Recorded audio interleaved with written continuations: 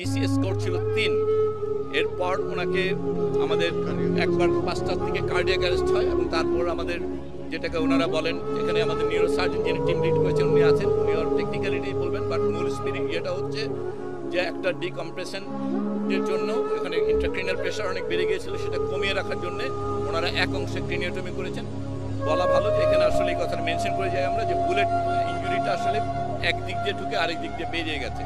প্রাথমিকভাবে এইটুকু দুটোই দেখা যাচ্ছে, এন্ট্রি এবং এক্সিট। এছাড়া ভেতরে কোনো মেটেরিয়াল আছে কিনা সেটা এখনো নিশ্চিত করে বলা কঠিন, তবে ভেতর থেকে কিছু রেমনেন্টস পাওয়া গেছে যেটা বুলেট কাভারেজ হতে পারে। অতএব বুলেট ভেতরে আছে কিনা এটা এখনো নিশ্চিত না।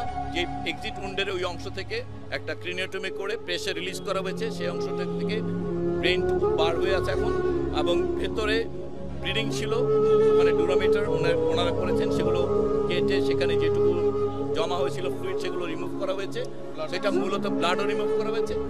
এবং তারপরে মোটামুটিভাবে বলা যেতে পারে যে ব্রেইনে যেই অংশ প্রেশারটা বেড়ে গেছিলো সেটুকু ম্যানেজ করা হয়েছে, এটা কারণে ড্যামেজ কন্ট্রোলের একটা ব্যাপার। এবং এরপর বাকি অংশটুকু এরপর আবার কিছুক্ষণ আগে ওনার নেজাল ব্লিডিং হচ্ছিল, সেটাও ওনারা ম্যানেজ করেছেন আমাদের চিকিৎসক দল।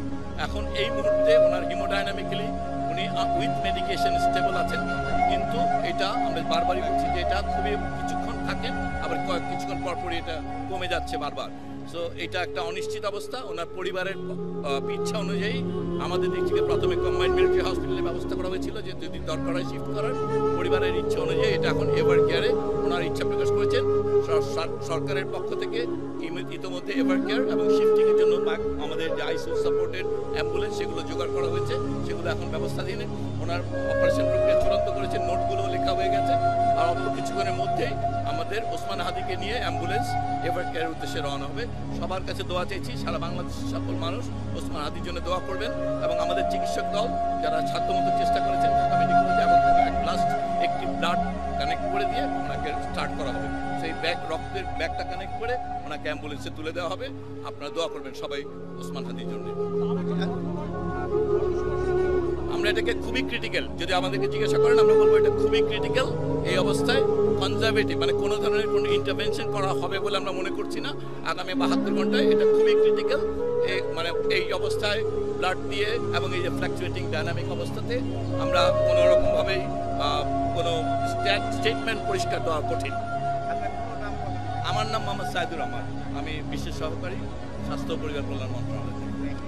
ধন্যবাদ। এবার সার্জন আছেন, উনি হচ্ছেন প্রফেসর জাহিদ।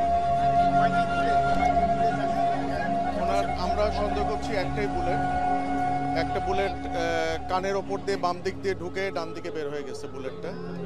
তো এটা মানে ম্যাসিভ ব্রেন ইঞ্জুরি বলতে যা বোঝায় সেটাই, এবং ব্রেন স্টিম মগজের যে কাণ্ড সেই কাণ্ডের পাশ দিয়ে বুলেটটা বের হয়ে গেছে, কাণ্ডেরও ইঞ্জুরি হয়েছে। এখন ওনাকে কৃত্রিম শ্বাস প্রশ্বাসের মাধ্যমে ওনাকে আমরা